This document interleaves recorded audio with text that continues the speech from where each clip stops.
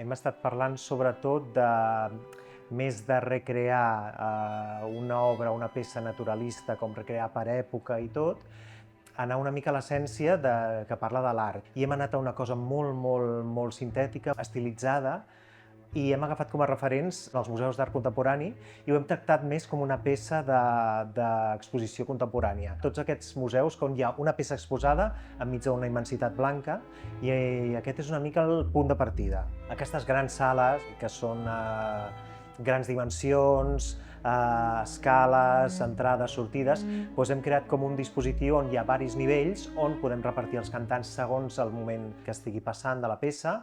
Hi ha un joc de cortines, de transparències, hi ha moments que veiem els músics, moments que no els veiem, moments que elements es van movent imperceptiblement. Simbòlicament hi ha una peça artística que és un monolit, que és un prisma enorme, de grans dimensions, que a poc, durant la funció, anirà carregant-se de llum i fins i tot es anirà tenyint en algun moment.